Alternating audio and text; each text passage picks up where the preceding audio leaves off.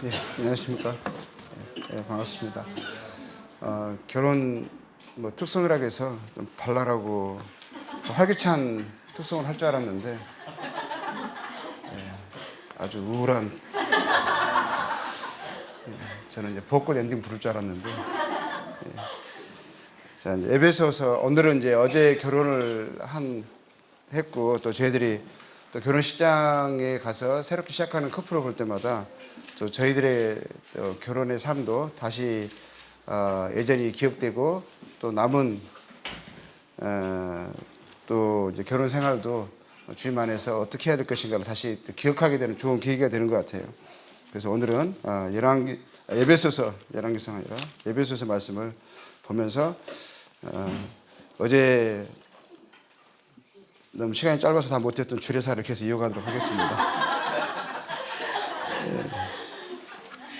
에베소서 5장 21절부터 이제 보면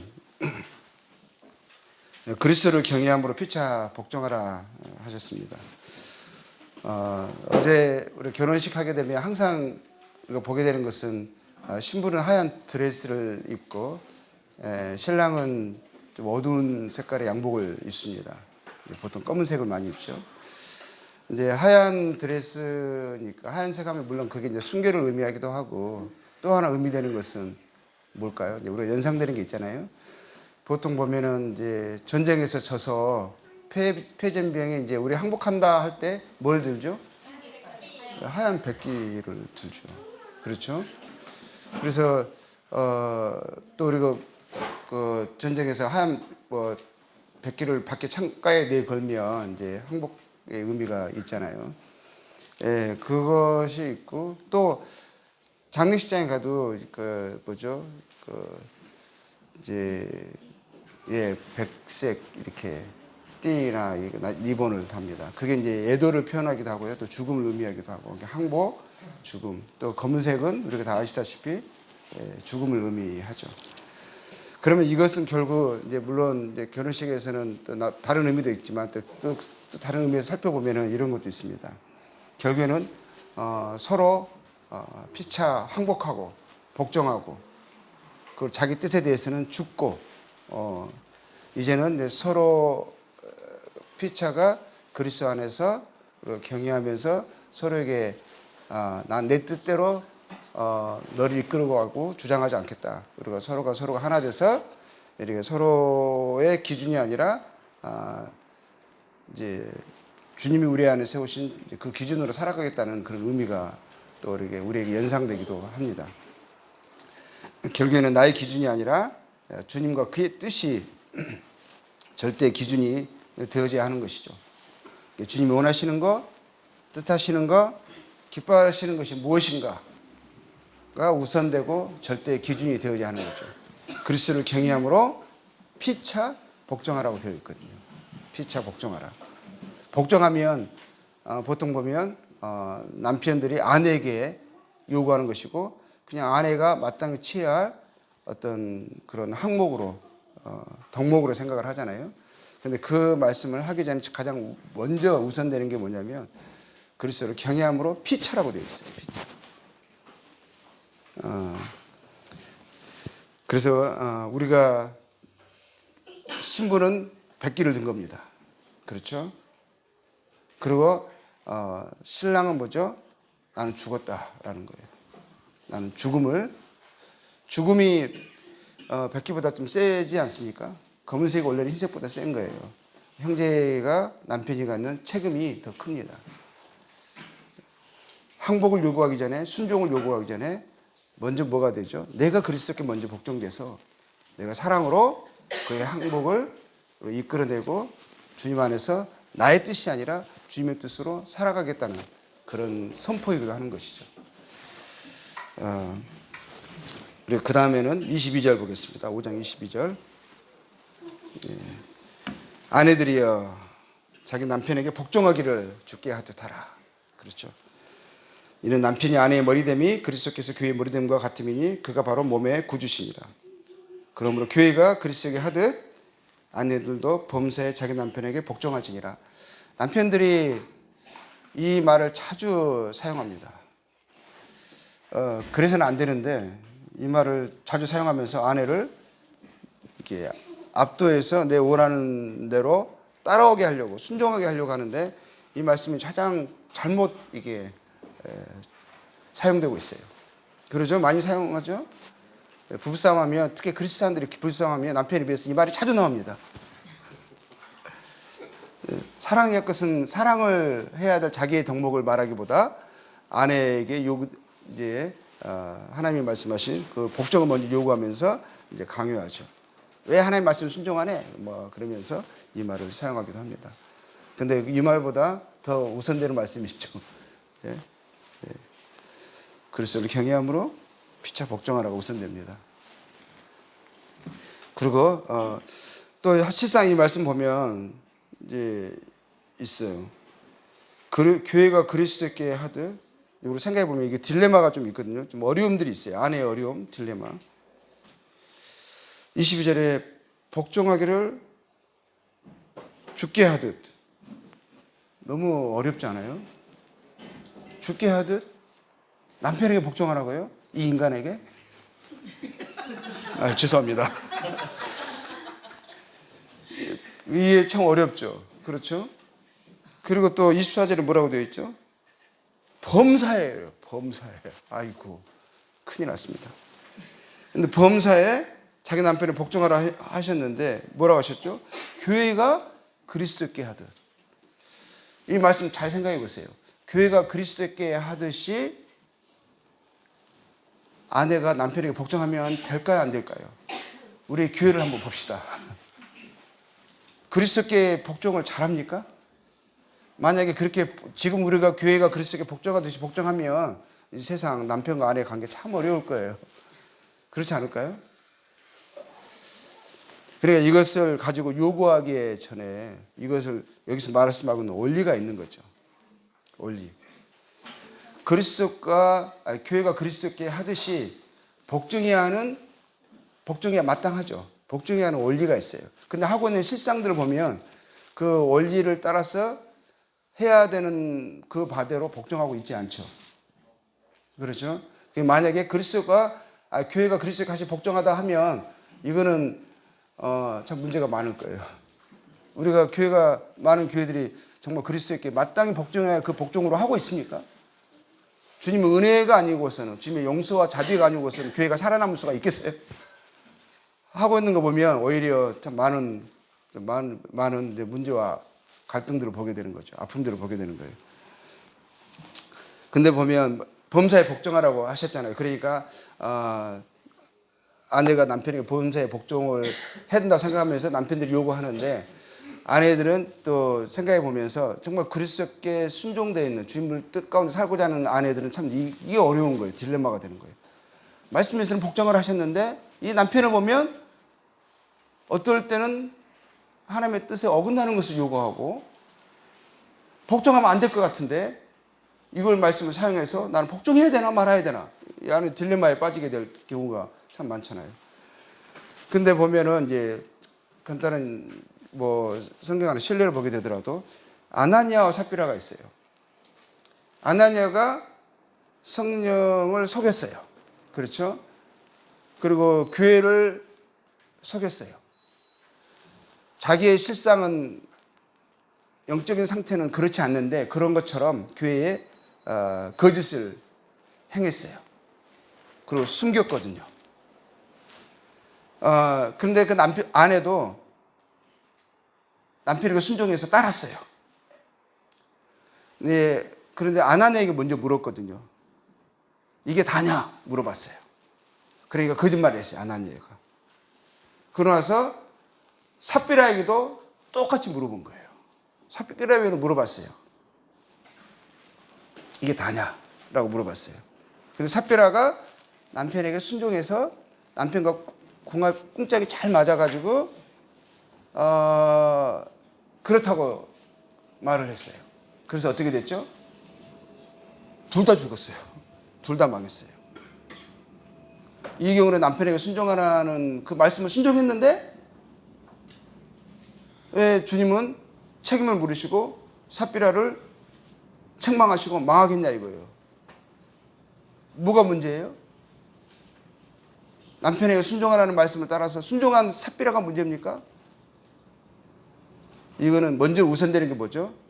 그리스도를 경외함으로 주님께 우선, 주님의 뜻에 우선 순종하는 게 우선이죠.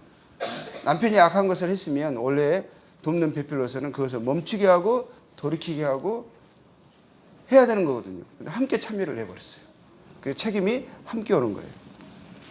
그리고 또 한 예를 보면 나발이 있습니다. 나발과 아비갈 다윗 때에 나발이라는 사람이 뭐라고 되어 있냐면요, 안고하고 행실이 악한 사람이다 했어요. 근데 아내 아비가일은 뭐였죠? 나발이 그때 시대는 더 남편의 권위가 더 엄청나잖아요. 그렇죠? 그런데 나발이 다윗을 경시하고 함부로 대했어요. 그렇죠. 그런데 아비가일은 어땠어요? 아비가일은 총명하고 아름답다 했어요. 총명이 왜 총명했겠어요? 그렇게 해서는 안 되는 거거든요. 하나님께 순종하는 것이 먼저거든요. 하나님의 사람을 알아보고 그가 지금까지 베풀어진 은혜와 사랑을 기억하면서 마땅히 순종으로 나타내야 되는 거거든요. 그런데 악한 남편 나발은 필요 없다. 내가 가진 거 조금 더 나눌 수 없다. 완고하고 욕심을 부렸어요. 다윗을 함부로 대했습니다. 그래서 아비가일 어땠죠? 남편에게 순종한다고 따라 했나요?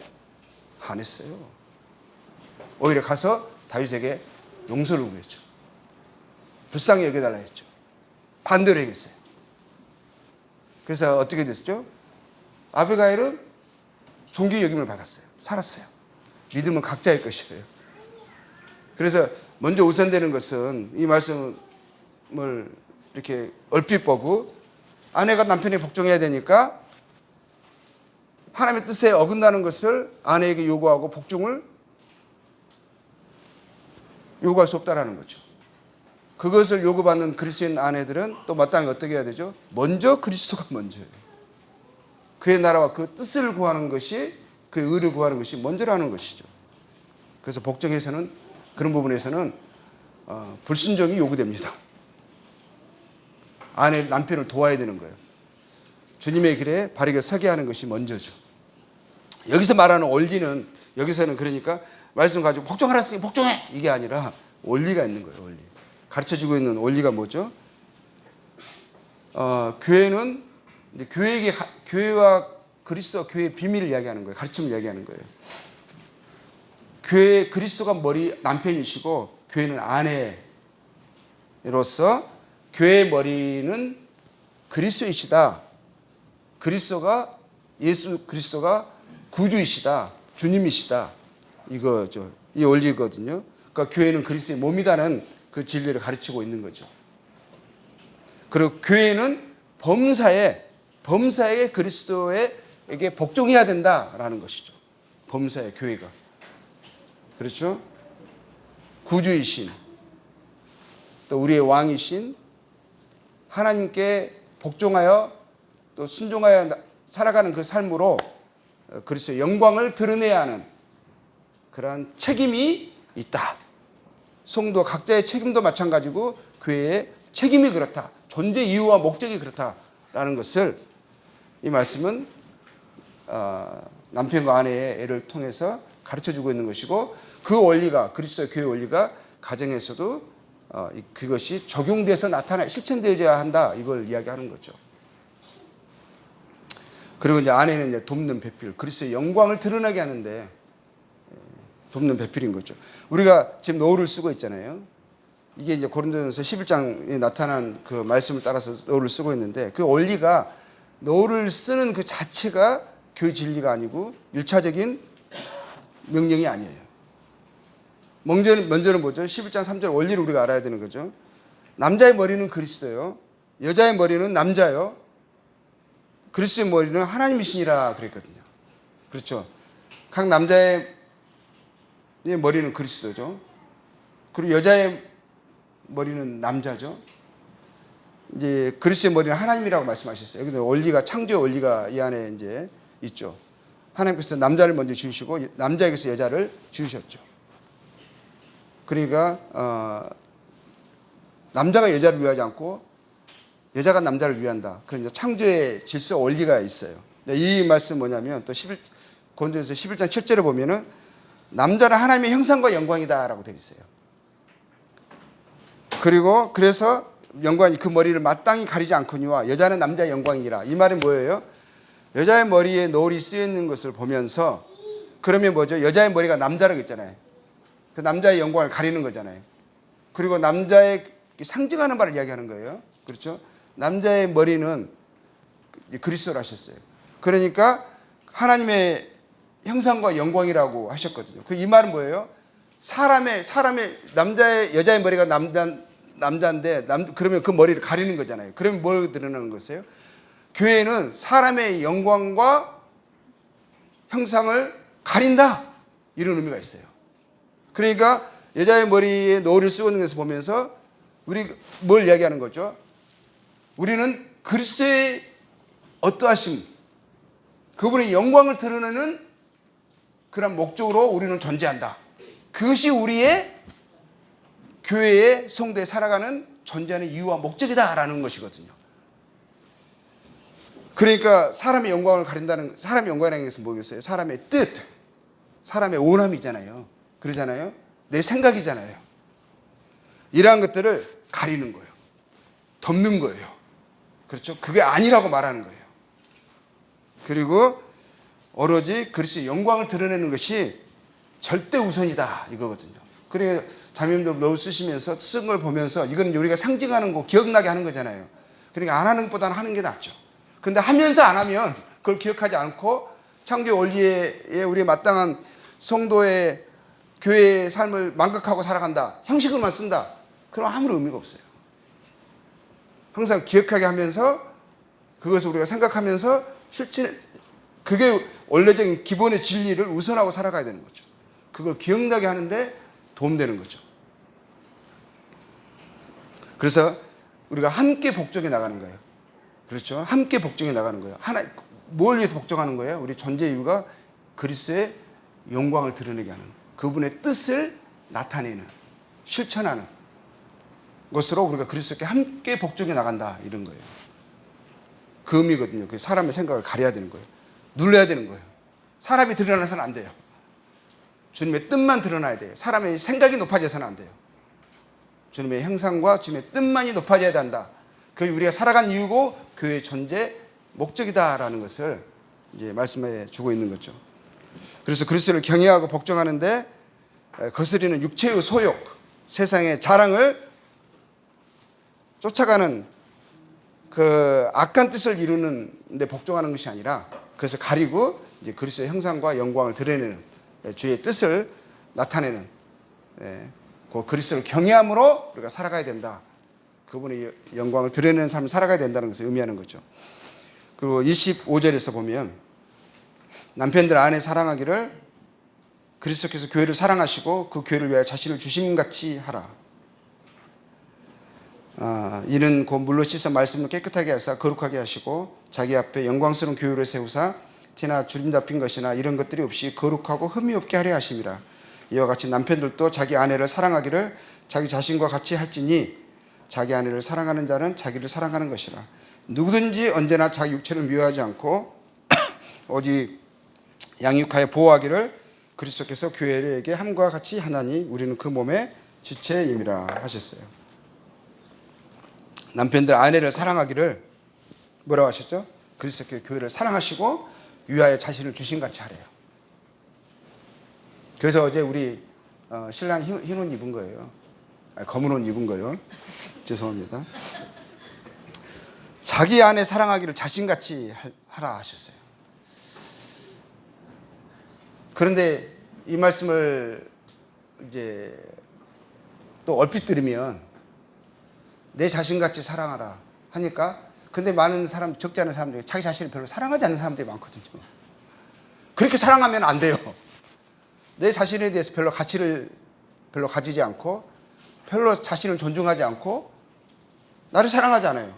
그리스도께서 나를 정말 사랑하셔서 위하여 십자가에 죽으셨는데도 불구하고 나의 존재와 나의 자존감, 정체성은 거기에 있음에도 불구하고 자기 자신을 지금까지 세상에 살아왔던 거, 사람들이 나를 대했던 거, 자기의 어떤 능력 이런 것으로 평가하는 거예요.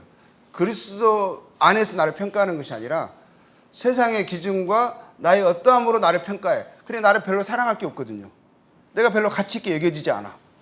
근데 나의 자신을 자신같이 하라 하니까, 내 자신을 그렇게 대하니까 정말 그 말씀을 순종해가지고 나를 대하듯이 아내를 대하는 거야. 가족을 대하는 거예요. 그러니까 아내나 가족이 어떻게 되죠? 멸시를 받는 거야. 나를 존중히 여기지 않는 것을 받는 거예요. 왜냐하면 그 사람은 순종하고 있거든. 자기 대하듯이 하고 있거든. 그런 의미가 아니겠죠. 그래서 이 말씀에서요, 자신을 사랑하지 않는 자들은 절대 자신같이 대하면 안 돼요. 그리스도가 교회에게 하신 것 같이 해야 된다는 것이죠. 그리스도가 교회에게 하신 것 같이. 그와 같이 사랑하고 섬기고 존중히 여기고 심지어는 죽기까지 하라는 거예요. 죽기까지. 이 얼마나 고귀하고 아름다운 사랑입니까? 더 큰 사랑은 없죠. 그런 사랑으로 존중히 여기고 사랑하되 끝까지 사랑하라는 거거든요. 자기 자신을 사랑하는 것처럼 하면 안 돼. 무슨 말씀인지 알겠죠? 자기 자신을 사랑하면 그리스도 안에서 나를 존중히 여겨야 돼요. 나를 가치 있게 여겨야 돼요. 그래서 29절에 보면 언제나 그랬거든요. 언제나. 자기 육체를 미워하지 않고. 이거는 이제 아주 정상적인 상태를 이야기하는 거죠. 그리고 우리가 일반적인 어떤 본성의 측면을 이야기하는 거죠. 우리가 아내를 어떻게 대해야 되는가, 서로에게 어떻게 대해야 되는가, 언제나, 그렇죠? 미워하지 않고 오직 양육하고 보호한다고 되어 있어요. 이게 언제나예요, 언제나. 우리가 항상 예전에 들었던 그 결혼사의 주례에서는 기쁠 때나 슬플 때나 뭐 이러잖아요. 병들었을 때나 뭐 건강할 때나 뭐 이런 말을 합니다. 언제나예요, 언제나. 그리고 항상 양육하고 보호한다고 되어 있어요. 양육, 보호는 돌봄이거든요. 보호. 언제나 그렇게 해야 돼요. 언제나. 그리스도를 경외함으로 언제나 오직 돼 있어요. 오직. only. 오직. 항상 이걸 기억해야 되는 거죠. 양육하고 보호하고. 그래서 말씀을 사모하고 순종하여서 그리스도를 경외하고 우리 그리스도께 아내와 남편이 함께 사랑하고 순종하고 섬겨야 되는 거거든요. 그러기 위해서 남편이 그 사랑을 그리스도의 사랑을 실천해서 본과 섬김의 리더십으로 함께 그리스도께 순종하는 삶을 살아가야 하는 거죠. 영육 간에 우리가 강건하고 돌봄이 필요한데 먼저 우선되는 것은 영적인 것이죠. 그렇죠? 물로 씻어 말씀을 깨끗하게 하사 거룩하게 하시고 그랬거든요. 말씀 안에서 우리 스스로가 계속 세상의 것들이 묻고 또 우리 영향을 주잖아요. 그래서 말씀으로 계속 새롭게 하고 깨끗해야 되는 거죠. 그래서 그리스도를 더욱 사랑하고 그분을 알아가는 데서 더 자라가고 그분을 순종하는 삶을 우리가 더욱 살아가야 되는 거죠. 그렇게 해야 진짜 행복해지는 거예요. 그럼 이 모든 것들이요, 이 복종하고 죽기까지 사랑하고 이래 하는 어떻게 이렇게 되어질 수 있어요? 피차 복종하라 하셨는데 복종하는 것, 어떻게 우리가 복종하려면 그것은 그 힘은 어디서 얻느냐는 거죠. 보면 17절에 볼게요. 5장 17절에 어리석은 자가 되지 말고 오직 주의 뜻이 무엇인가 이해하라 그랬어요. 술 취하지 말라. 이는 방탕한 것이니 오직 성령으로 충만함을 받으라. 시와 찬송과 신령한 노래들로 서로 화답하며 너희의 마음으로 주께 노래하며 찬송하며 범사에 우리 주 예수 그리스도 이름으로 항상 아버지 하나님께 감사하며 그랬거든요. 그러니까 우리가 이렇게 피차 복종하는 삶을 살아갈 수 있는, 서로 사랑하고 섬기며 그리스도와 교회의 그 관계를 우리가 드러내며 살아갈 수 있는 그 능력은 어디서 오느냐? 성령 충만이죠. 성령으로 충만하라 그랬거든요. 그럼 어떻게 성령으로 충만한다는 것이 무엇이에요? 어떻게 우리가 성령으로 충만할 수가 있어요? 그것은 먼저 17절 말씀하신 대로 주의 뜻을 알고 이해하는 거죠.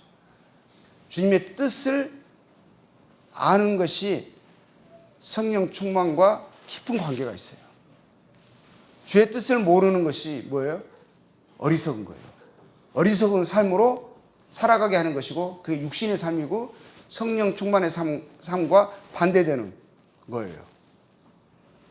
주의 뜻을 아는 것과 아주 깊은 연관이 있습니다. 주님의 뜻을 알아야 돼요.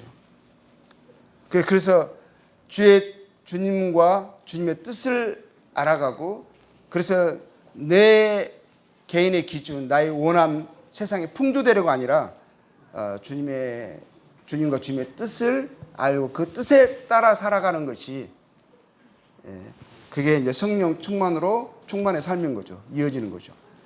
그래서 주님의 뜻을 우리가 순종하게 될 때 우리가 이러한 삶을 살아갈 수 있는 능력과 힘을 얻습니다. 주의 성령으로 충만함을 받으라. 주의 뜻을 아는 것과 깊은 관계가 있다고 그랬죠. 주의 뜻을 이해하고 그것에 의해서 주장되어지고 통제받고 인도함을 받고 사는 것이 성령 충만이에요. 내 원함이 아니라 주님의 원함대로. 그렇죠. 주님도 그러셨거든요. 내 온대로 마옵시고 아버지의 온대로 되기를 원하나이다. 우리에게 본을 보여주신 거예요. 내 온이 아니라, 내 생각이 아니라, 나의 기준이 아니라, 세상의 풍조가 아니라 주님의 뜻을 아는 거죠.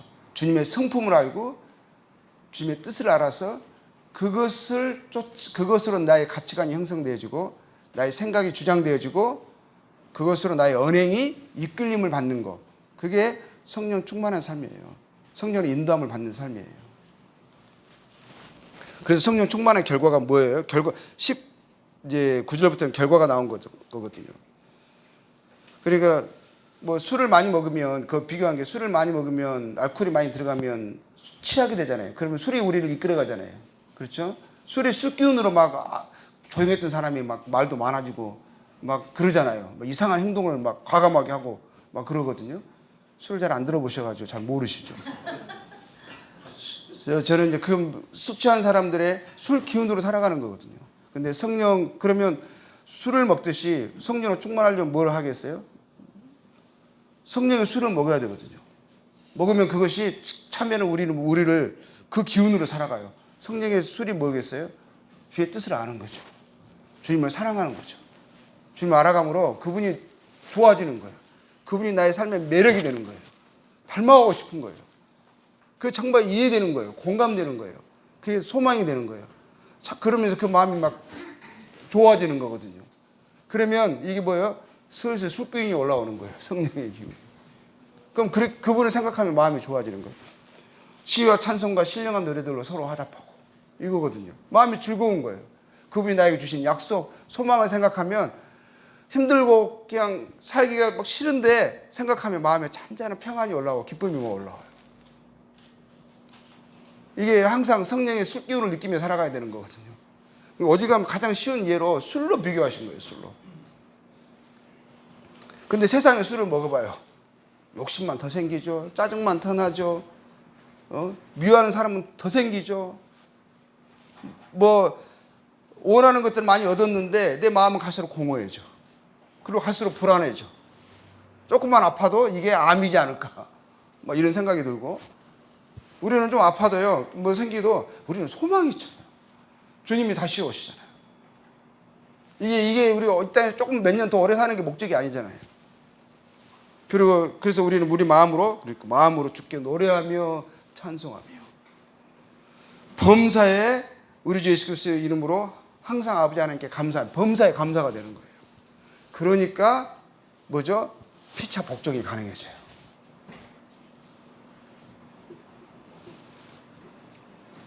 서로 이해하려고 하고 그 마음이 공감되어지고 그 사람 마음을 상하게 하고 싶지 않고 그 사람의 마음에 얼굴이 찌뿌둥해지고 뭔가 마음이 불편해 보이면 내 마음이 괴로워.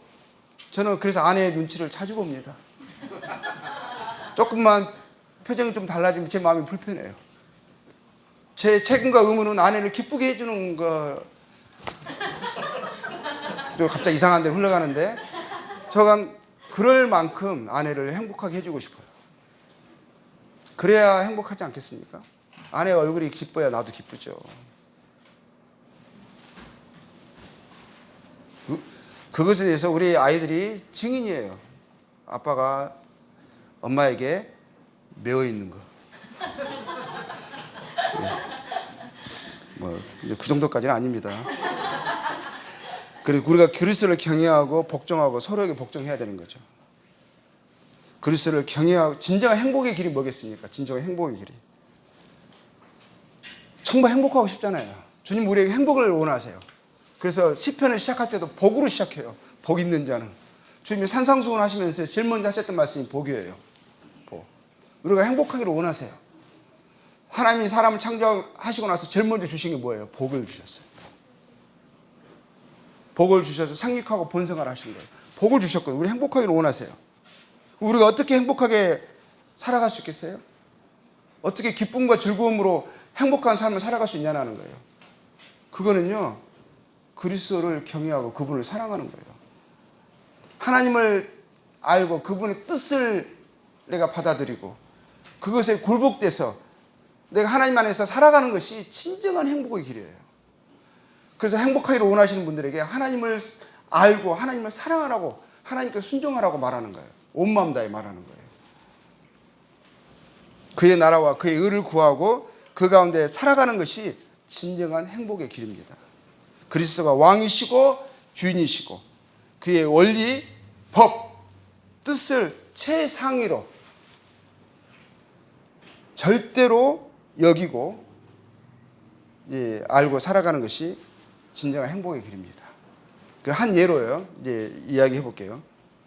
잠언에 그게 나와요. 17장 1절에서 한 예로 마른 떡 한 조각만 있고도 화목하는 것이 제육이 집에 가득하고도 다투는 것보다 나으니라 했어요. 맞는 다 그렇게 말하잖아요. 제육이 집에 가득하고도 먹을 것이 너무 많아 풍성해. 근데 맨날 싸워 화목하지가 않아. 그럼 그게 행복이에요? 금이 막 집안에 뭐 있어. 다 금덩어리야. 은행에 잔고는 엄청 많아. 근데 마음은 지옥이야. 행복하지가 않아. 그게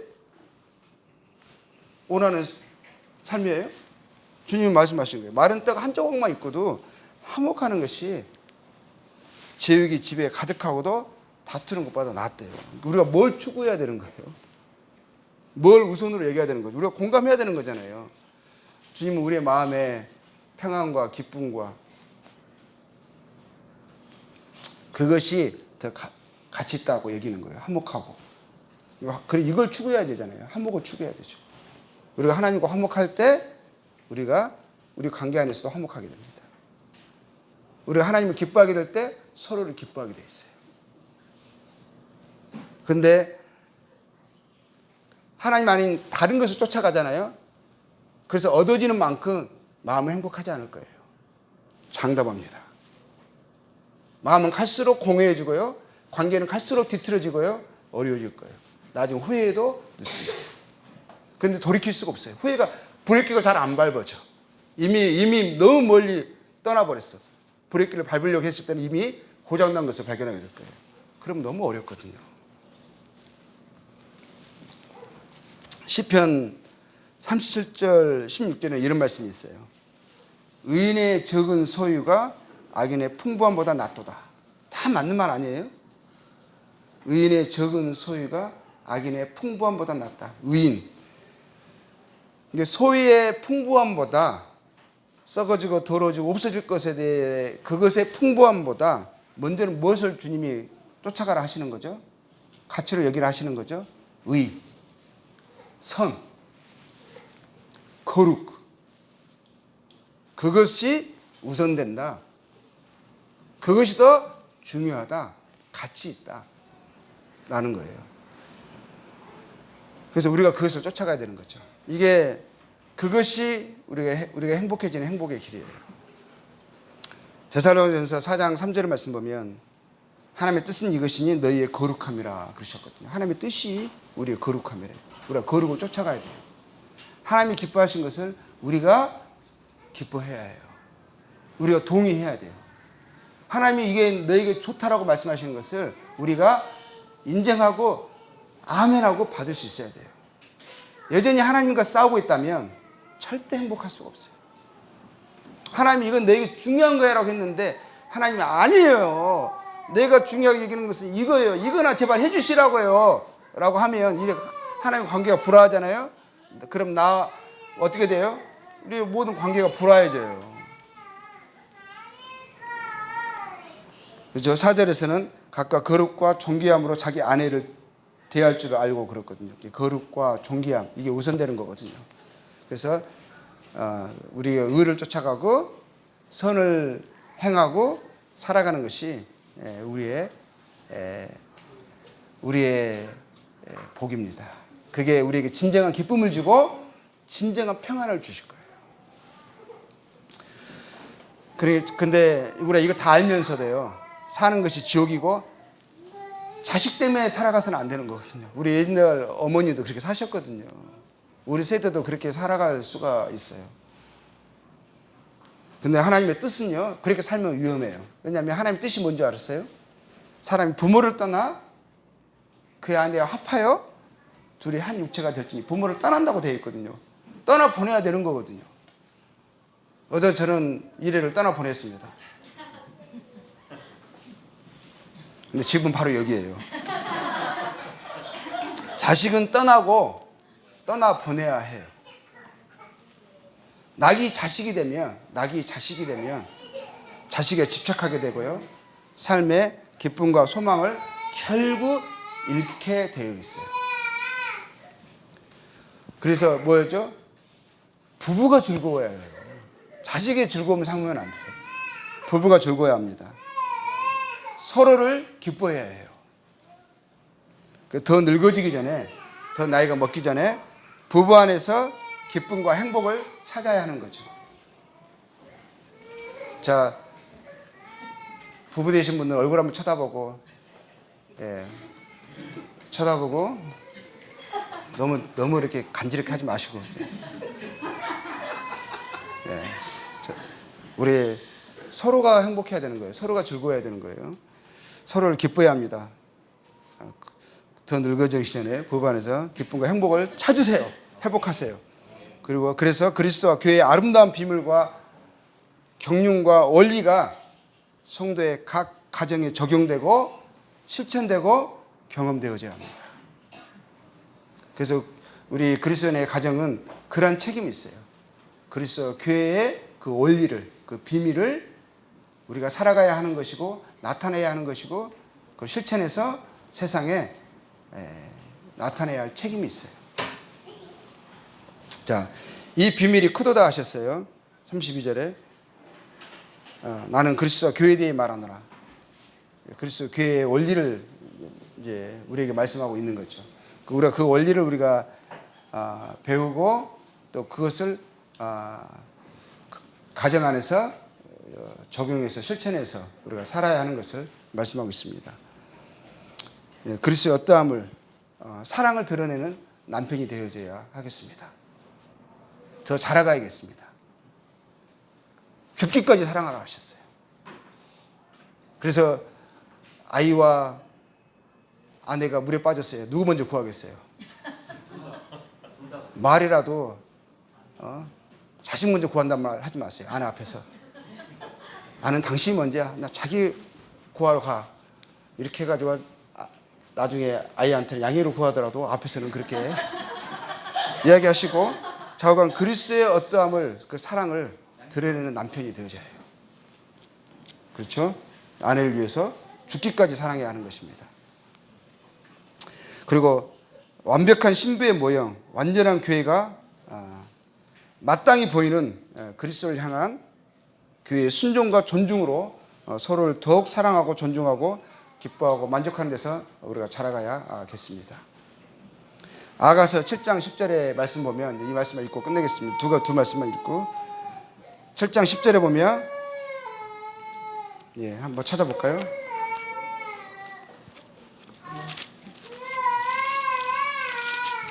아가서 7장 10절. 괜찮아, 하나 금방 끝나. 조금만 기다려줘. 아가서 7장 10절입니다. 나는 내 사랑하는 자에게 속하였도다.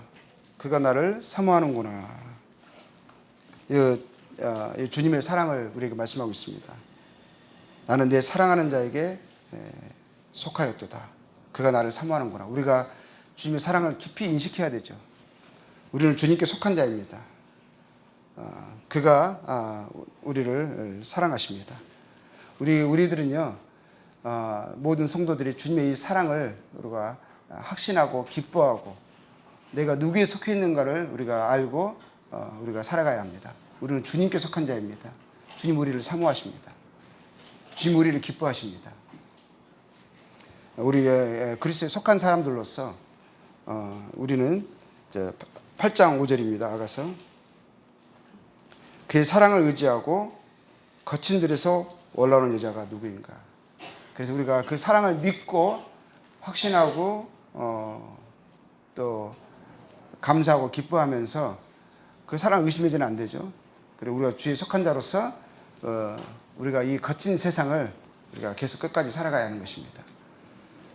주님의 삶이 힘들고 고달프다고 하더라도 그 가운데서 주님이 나와 멀리 계시나? 나를 사랑하지 않나? 다른 것은 다 해도 이건 의심하면 안 돼요. 우리는 십자가가 있잖아요. 사랑을 밝히 보여주셨잖아요. 그래서 그 사랑을 의지하고 그분이 나를 사랑하고 기뻐하신다는 것, 사모하신다는 것을 우리가 확실하게 끝까지 주장하고 믿으면서 우리가 이 거친 들에서 우리의 의심의 거친 그 어두운 그림자를 우리가 떨쳐버리고 또 세상의 유혹을 우리가 이기고 나의 욕심을 버리고 우리가 주님의 사랑을 의지해서 우리가 온전하게 의로 거룩함으로 그분을 더 사랑하고 순종하는 데서 우리가 더 나아가야겠습니다. 그래서 그리스도의 교회의 비밀을 우리가 남편과 아내가 그것을 사랑하고 실천하면서 드러내는 그러한 삶을 살아야겠습니다. 그래서 새로 결혼한 이 부부는 우리가 함께 그리스도를 더 알아갑시다. 우리가 정말 행복하기를 원하는데 행복하게 살려면 우리가 하나님을 알아가고 그리스도를 기뻐하고 남자는 더 주님을 더 사랑하고 기뻐하면서 아내를 그리스도가 교회에 하신 것처럼 그 사랑을 실천해가면서 나타내가면서 판단하고 또 나중에 가면 콩깍지 벗겨지면 어떻게 이럴 수가 이러면 안 되는 거예요. 그 용납하고 사랑하고 받아가면서 우리가 그리스도의 넓은 마음으로 그것을 드러내고 나타내야 하는 거죠. 그리고 아내는 그래도 나는 이 사람에게 속했구나 하는 것을 내가 알고 그리고 믿어주고 또 기도해주고 또 옳지 않은 길을 가고 있으면 뒤에서 기도해주면서 또 바른 말 해주고 그래서 바른 길을 갈 수 있도록 항상 옆에서 도와야 하는 거예요. 그래서 우리가 그리스도와 교회의 비밀을 아는 자들로서 그것을 실천하고 나타내는 삶을 우리가 살아가야겠습니다. 감사합니다.